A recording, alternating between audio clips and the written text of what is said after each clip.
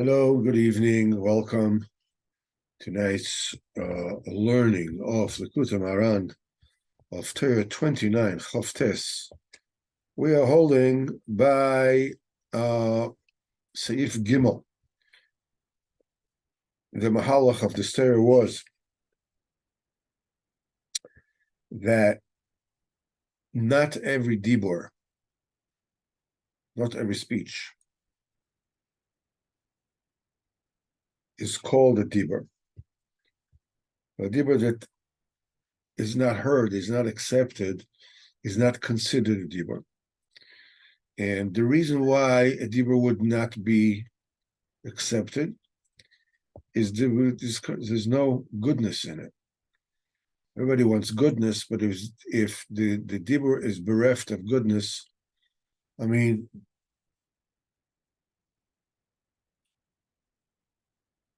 it basically, what they say, no, it goes in one ear and out the other, kind of thing. It is not heard. And it says that, but when the dibur is being taken from the das amiti is goodness. Das amiti is, if the dibur comes from the das amiti, then it is accepted, it is heard, and it's accepted.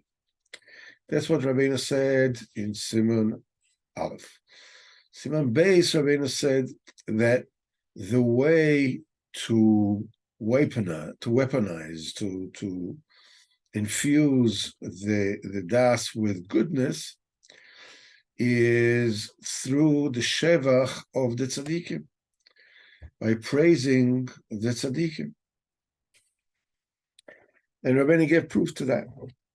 And now we're going on. This is Siman Gimel, that after we explained that shevach tzaddikim awakens, potentiates the dormant koyach of the tzaddik, and the das is elevated, and that pulls das to the dibur.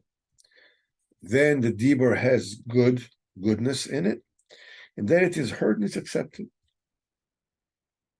Now, everyone's going to explain that the dibur is malchus, as we all know, and the tikkun of the dibur is basically the tikkun of the malchus, as we have learned it when we learned Torah Lamed Ches and various other Torahs.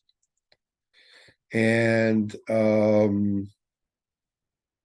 we'll also, in the continuation of this particular Torah, we'll learn some more bechinas of the tikkun of the malchus. Rabbi says as follows: "V'zeh bechinas begodim levonim."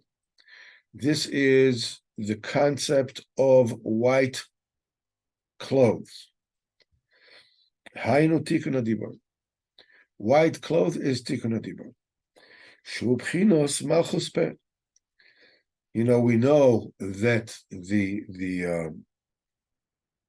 dibur is called malchus peh. The force of speech, the power of speech,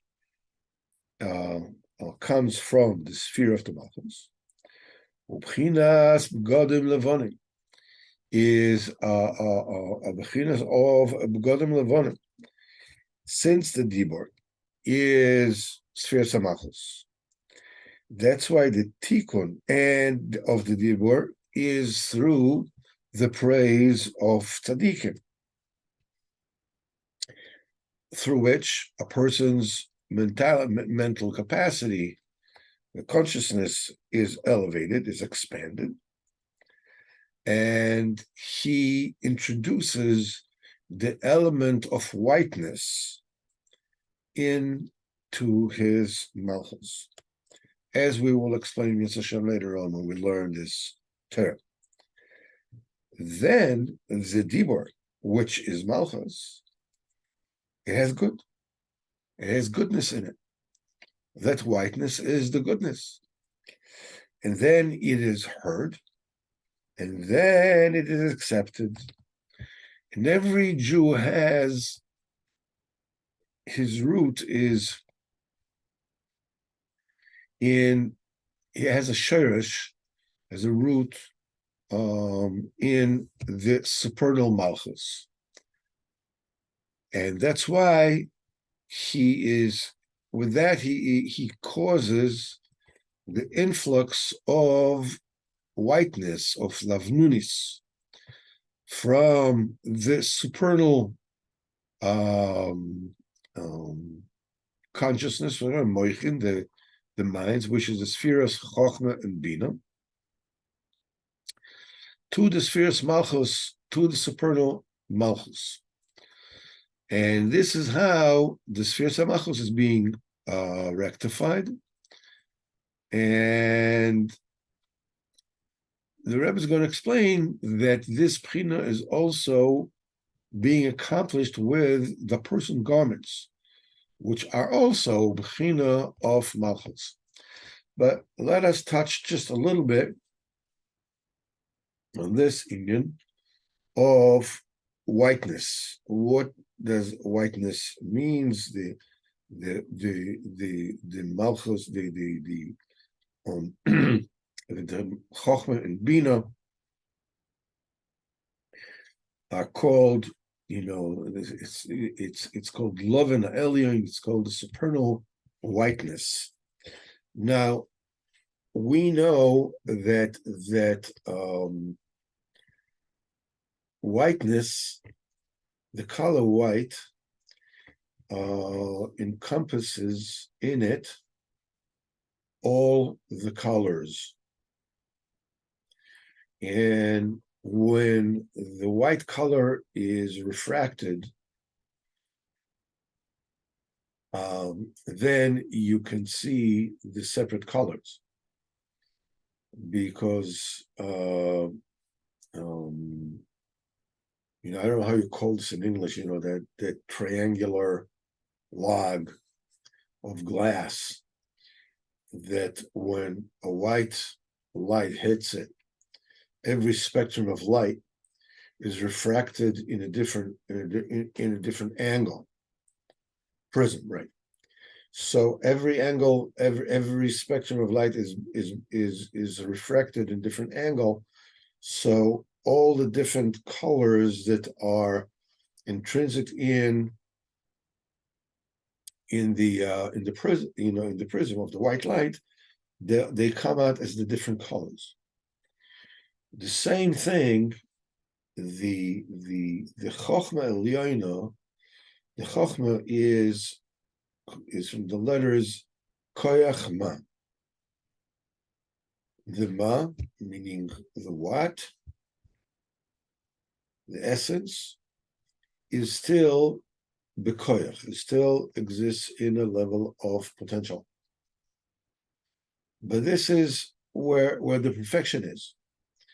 The Bina is the thing that refracts that particular light and enables the different kind of spectrums to be discernible. It actually does not happen in the Bina. It's just that the possibility starts with the Bina, but the actual refraction happens in the Sefirot. Interesting. That I don't know if it has what to do with that, but it's an interesting coincidence that a prism has three sides, and the Sefirot have also three sides. Chochmah Bina Das, Chesed Gvurah Tiferes, Netzach Hod Yisod, and then the Malchus. We have gone through a great length explaining how, in the mashal of the projector, the projector that in the all-day movie theater.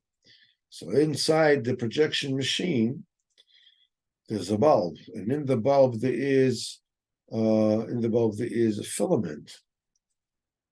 Now the electrical current that is running through the filament is called the Bchinas Keser, is the undifferentiated, quote unquote, stem cell, raw existence that can be actually translated and manifested in any form. And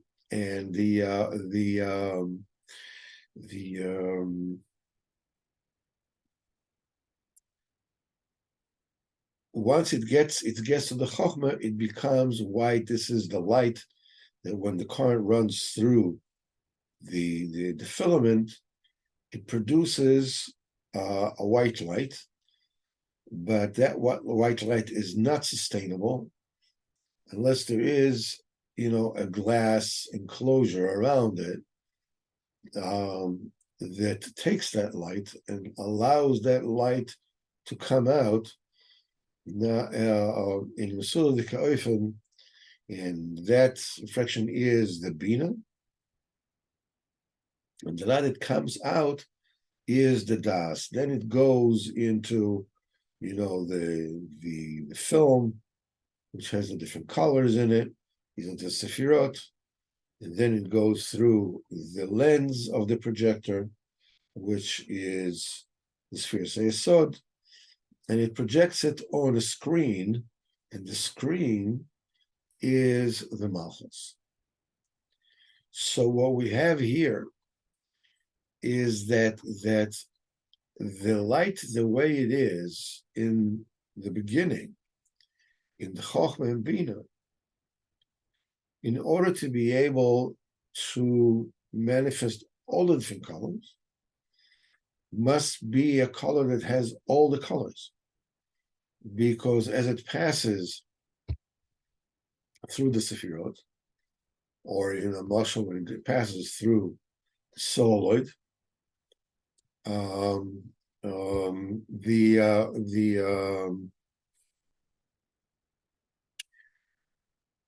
each color on the semi-transparent film,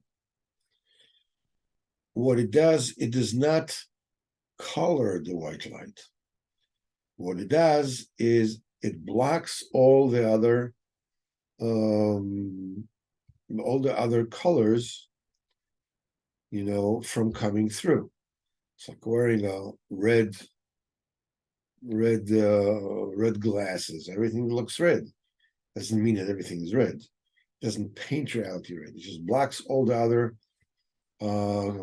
color spectrums and only allows the red spectrum to come through.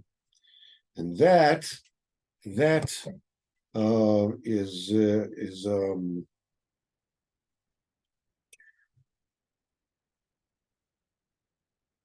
is how the sphere goes. So in other words, the original color must be white. It must be something that contains all the colors.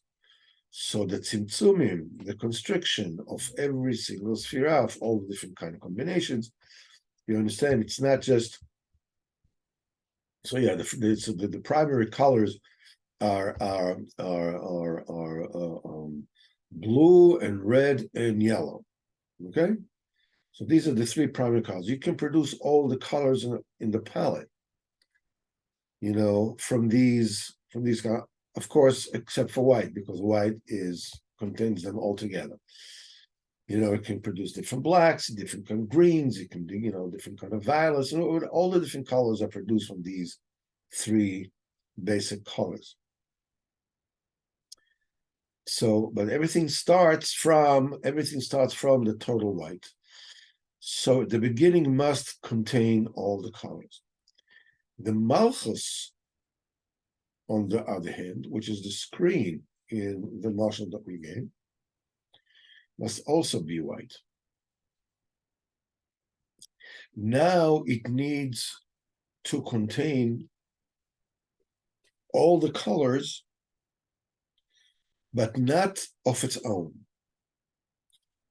The screen cannot be colored and still show you what the movie is showing you.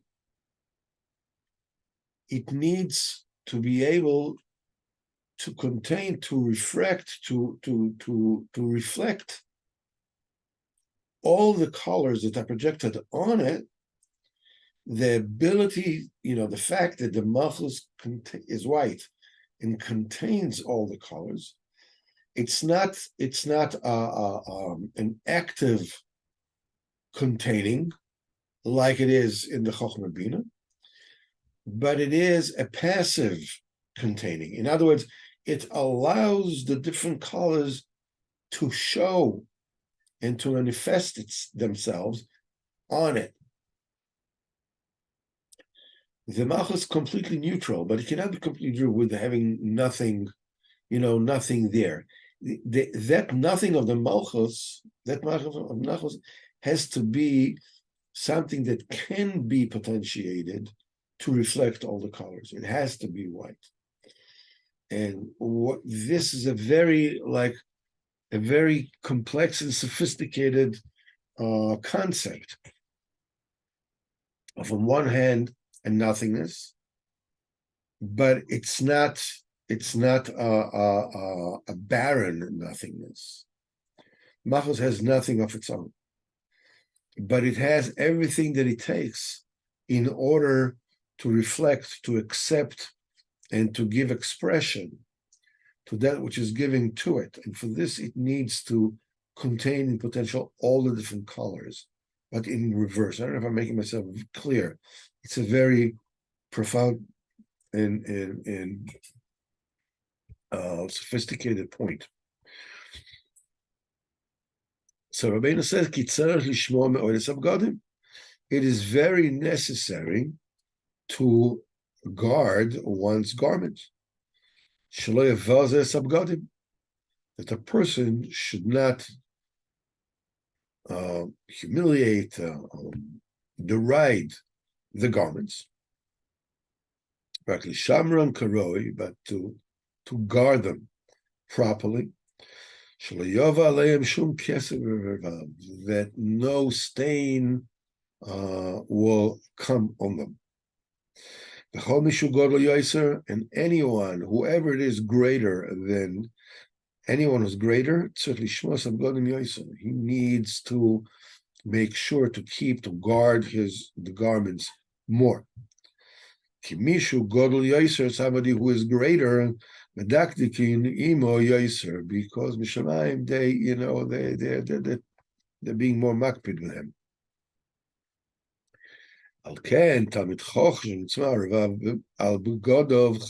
That's why the Gemara says, Chazal said in Masechah Shabbos, Talmid Chochem, that it has a stain, an oily stain or something like that on his clothes, Chayav Misa. Why? Because he's under much greater scrutiny. Why? This is the pun, this is what no good deed shall go unpunished. What's the point here? Why? Because it's such a big Talmid Chochem, they have to be to scrutinize him more. Rabbeinu says, the clothing themselves judge him. The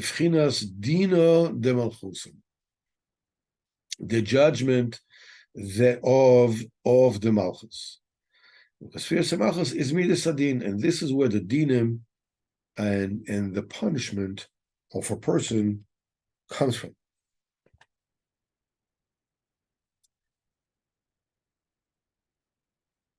Rabbi Rosenfeld, before you said that the in of the garments is the neshama, that's the dibur, that's the words, that's the sentences, that's the ultimately our garments, what we do when we learn Torah, when we keep mitzvahs, we are cleansing our kalim. We're acquiring kalim. We are acquiring the movie screen, as it were, that will enable the projection of the godly light upon us. So when you're looking at the movie screen, and the movie screen is stained, even the finer, the film, the more exquisite the colors, the smaller an imperfection will show off. I mean, if the screen has some, I don't know, some blemishes, whatever it is, and there's a grainy black and white kind of war film going on, so maybe you won't even notice the blemishes. But then when you're talking about something very exquisite and very fine with with a great resolution, and so the thing is, that the slightest marring of the whiteness already prevents the expression of the godly light. We, in our day-to-day activities,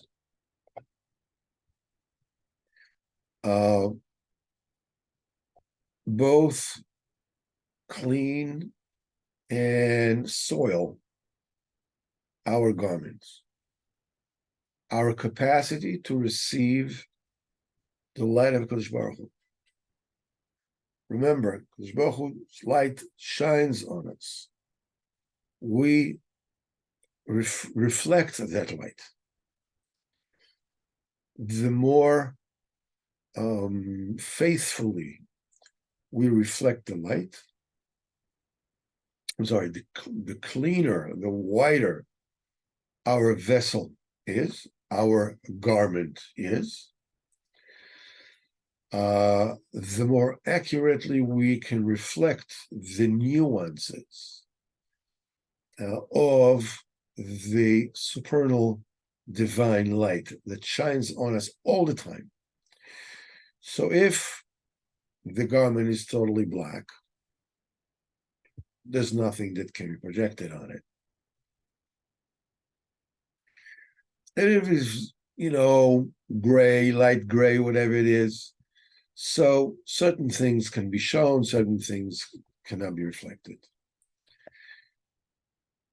The whiter your garments are, the higher the light that you reflect, that you give an expression to. That particular nakuda of needs to understand that a bigger Talmid Chacham means that he is basically reflecting a much higher level of light. And because of that, the slightest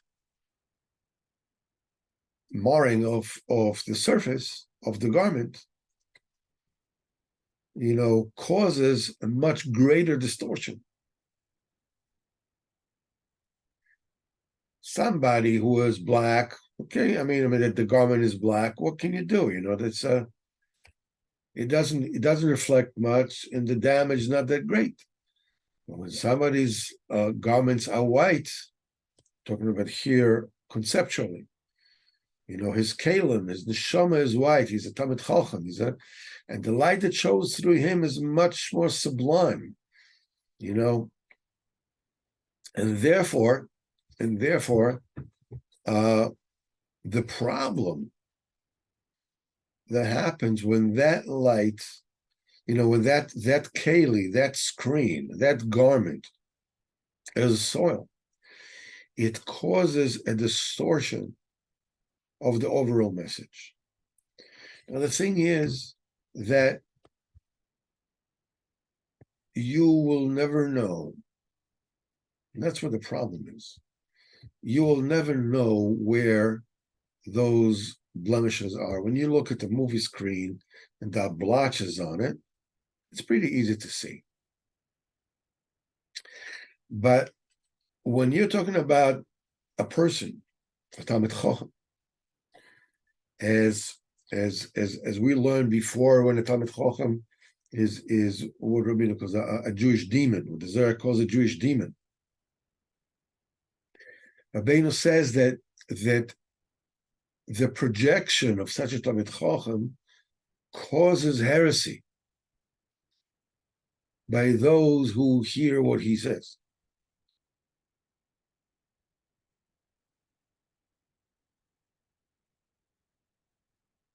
Therefore, you understand that. But the question is like, but where is this problem? You're listening to a speech by a Talmid Chacham, and it's beautiful, and he has remarkable charm, and he brings you, and it's fascinating. And it tells you this, and it tells you that, and Rabbeinu says that you're coming there hoping, at least subliminally, you're hoping to get better in Avodas Hashem, to get more interested in Avodas, in Avodas Hashem, and so forth and so on. And it fails to do so. It doesn't do it.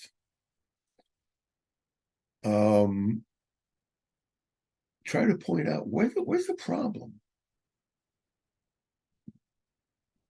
Okay, his problem is that we don't know. There's something, when we listen to him, we don't know where his problem is. It could be maybe that he doesn't keep himself holy enough.